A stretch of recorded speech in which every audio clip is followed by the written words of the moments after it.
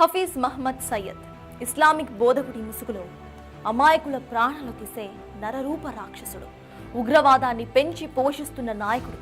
లష్కరే తోయిబా లాంటి ఉగ్రవాద సంస్థలను నెలకొల్పి మత విశ్వాసాలను రెచ్చగొట్టి సరిహద్దు దేశాలపై దాడులకు పాల్పడటమే ఇతని యొక్క మేజర్ లక్ష్యం.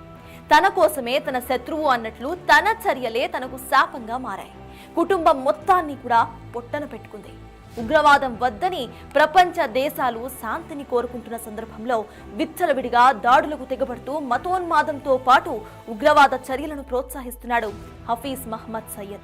1950లో పుట్టిన ఈ ఉగ్ర నాయకుడు లష్కరే తోయిబా సహస్థాపకుడిగా ఉన్నాడు. మనకు దాయాది దేశమైన పాకిస్తాన్ కేంద్రంగా ఉగ్ర కార్యకలాపాలు కొనసాగిస్తున్నాడు. ఉగ్రవాదాన్ని పెంచి పోషించడంతో కొందరు యువకులను ఎంచుకొని మరీ ప్రత్యేకంగా శిక్షణ కూడా ఇస్తూ ఉంటాడు. ఇతనికి పాకిస్తాన్ ప్రభుత్వం కొమ్ము కాస్తూ భారత్పై దాడులకు ప్రోత్సహిస్తూ ఉంది. గత 15 రోజుల క్రితం జమ్మూ కాశ్మీర్లో జరిగిన ఉగ్ర దాడులతో తమకు సంబంధం లేదంటూనే హఫీజ్ కు కట్టుదిట్టమైన భద్రతను కల్పించింది అక్కడి ప్రభుత్వం. దీంతో రంగంలోకి దిగిన భారత ఆర్మీ ఉగ్ర స్థావరాలే లక్ష్యంగా దాడులకు పాల్పడింది. అందుకే ఆపరేషన్ సింధూర్ అని పేరు పెట్టింది. దాదాపు 9 చోట్ల దాడులు జరగా హఫీజ్ కుటుంబం మొత్తం కూడా చనిపోయినట్లు తెలుస్తోంది. వీరితో పాటు ఉగ్రవాద నాయకుడు హఫీజ్ కూడా మరణించినట్లు కొన్ని మీడియా ఛానల్స్ లో కథనాలు వెలువడుతున్నాయి. అయితే అతని మృతిపై అధికారికంగా ఎలాంటి ప్రకటన ఇప్పటి వరకు రిలీజ్ చేయలేదు. ఈ క్రమంలోనే తన కుటుంబంలోని 14 మంది సభ్యులను కోల్పోవడంతో హఫీజ్ బోరున విలిపిస్తున్నట్లు తెలుస్తోంది. తన కుటుంబం బదులు తానే చనిపోయి ఉంటే బాగుండేది అన్న అభిప్రాయంలో హఫీజ్ ఉన్నట్లు కొందరు చర్చించుకుంటున్నారు.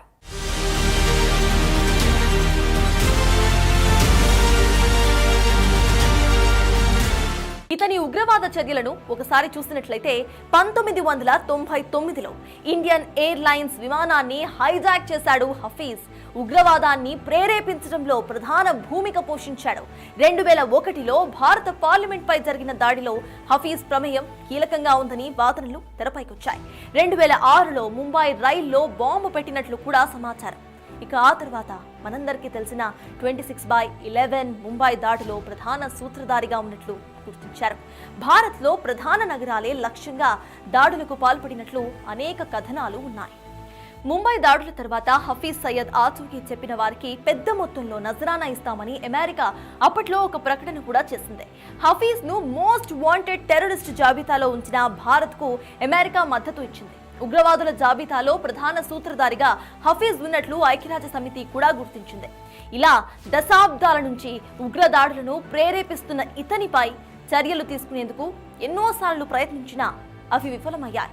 పాక్ ఇతనికి ఆశ్రయం ఇస్తూనే ద్వంద్వ వైఖరిని చూపించింది.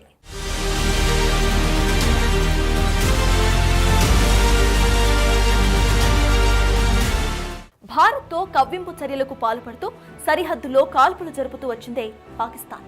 ఉగ్రవాద అండ చూసుకొని రెచ్చిపోయిన పాకిస్తాన్ కు భారత్ గట్టి గుణపాఠాన్ని నేర్పించింది. లాహోర్ కు 30 కిలోమీటర్ల దూరంలో ఉగ్ర స్థావరాల ఏర్పాటు చేసి ఉన్నట్లు గుర్తించింది భారత్. బహబూల్పూర్ లోని హఫీజ్ కు ప్రధాన కార్యాలయంగా ఉన్న మద్రసాపై దాడులు చేసింది. ఈ దాడుల్లో అతనితో సహా అతని కుటుంబ సభ్యులు ప్రాణాలు కోల్పోయినట్లు తెలుస్తోంది.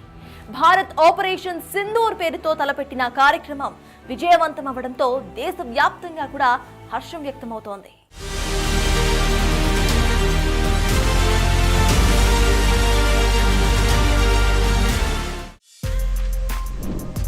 For more videos like this, subscribe Big TV channel.